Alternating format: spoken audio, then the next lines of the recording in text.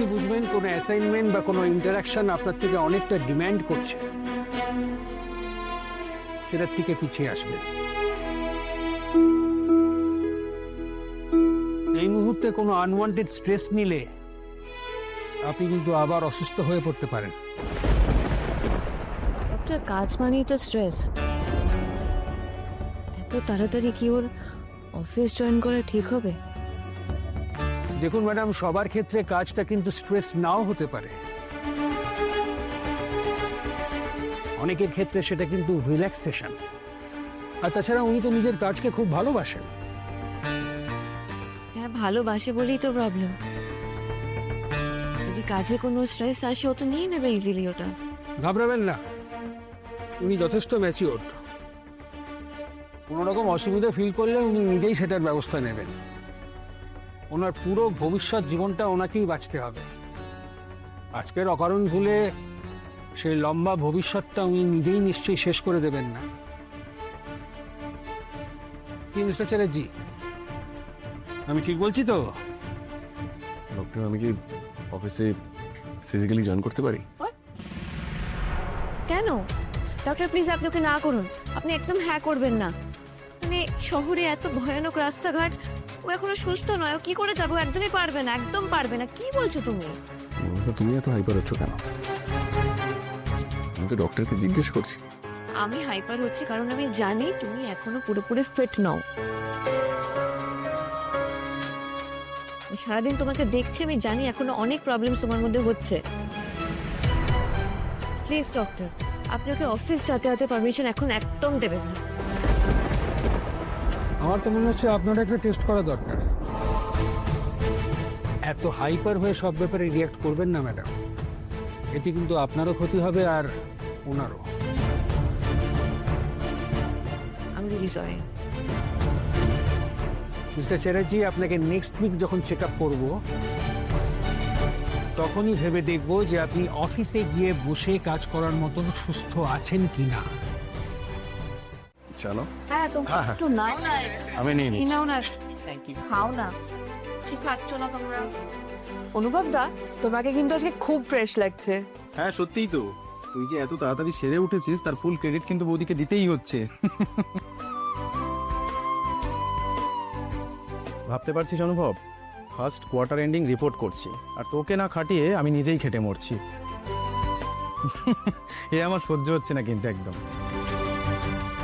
তার মানে স্বীকার করলি তো টিমে আমাকে বেশি থাকতে হয়? সেই জন্যই তো তুমি টিম লিডার বস। আচ্ছা, আমরা তো অনেকক্ষণ এসেছি, তুমি তো কনস্ট্যান্টলি এইভাবে বসে আছো অনুভব, তোমার অস্বস্তি হচ্ছে না? না না, ফাইন, অসুস্থ আমার হচ্ছে না। সারাদিন তো শুয়ে বসেই আছি। আপনারা একটা কাজ করুন, আপনারা অনুভবের ঘরে গিয়ে বসুন। আপনারাও রিল্যাক্স করে কথা বলতে পারবেন, আরও একটু বালিশে হেলান দিয়ে বসতে পারবে। কিন্তু বৌদি, বেডরুমে আমরা সবাই মিলে যাব, তোমার অসুবিধা নেই তো? আপনি কি আর বলতাম গো? না, এরকম কোনো ব্যাপার না, প্লিজ এসো, অলওয়েজ ওয়েলকাম। সরি আমাদের দেরি হয়ে গেল। প্লিজ বসুন না আপনারা, প্লিজ। আমি জানতাম আপনারা আসবেন, কিন্তু আমি একটা কাজে আটকে পড়েছিলাম। আলাপ করি সুমন দা, আমার দিদিমণি। আর দিদিমণি সুমন দা আমার বস। নমস্কার। আপনার কথা আমি বহুবার শুনেছি, আপনি তো ফার্স্ট মেন্টর। আমি তো শুনেছি সেটা আপনি। দিদিমণি, এ হলো বন্যি, তাপস আমার জুনিয়র টিম মেম্বার, আর হচ্ছে সৌমাল্য। আমরা একসঙ্গে একই টিমেই আছি। বাহ, বেশ, ভেরি গুড। কি আপনারা বসে আছেন কেন? আরে খান, এই তো খাওয়ার বয়স।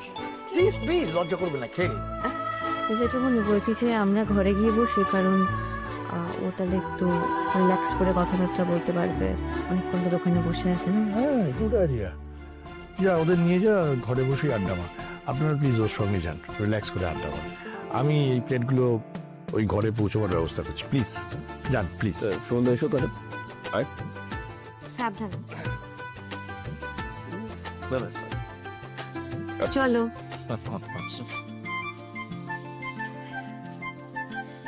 স্যার, সুমনবাবু, একটু দাঁড়িয়ে যান, আপনার সঙ্গে আমার একটা জরুরি কথা আছে।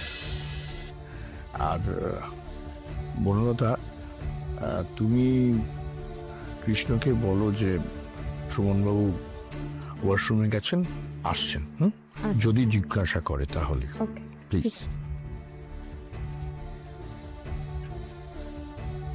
হ্যাঁ সুমনবাবু, আমি মানে আপনার কাছে না একটা উদ্ভট আবদার করছি। এবার দাঁড়িয়ে রইলেন কেন? প্লিজ প্লিজ বসুন। হ্যাঁ প্লিজ, থ্যাংক ইউ।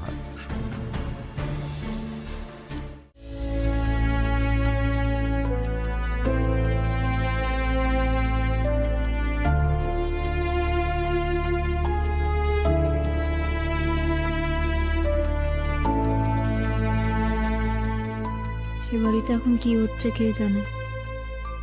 ওই লোকটা কি করছে এখন? কেমন আছে লোকটা? নিশ্চয়ই ভালোই আছে। আস্তে আস্তে ছেড়ে উঠছে নিশ্চয়ই। ঠাকুর তুমি ওকে সুস্থ করে দাও। কেন যে বারবার ওর কথা মনে পড়ে। না, আর ওর কথা ভাববো না। ও নিজের মতো করে ভালো থাক। আমি তো ওর কথা ভুলে থাকতে পারছি না, সে তো সম্ভব নয়। তবে ওকে আর কখনো আমাকে দেখে রেগে উঠতে হবে না।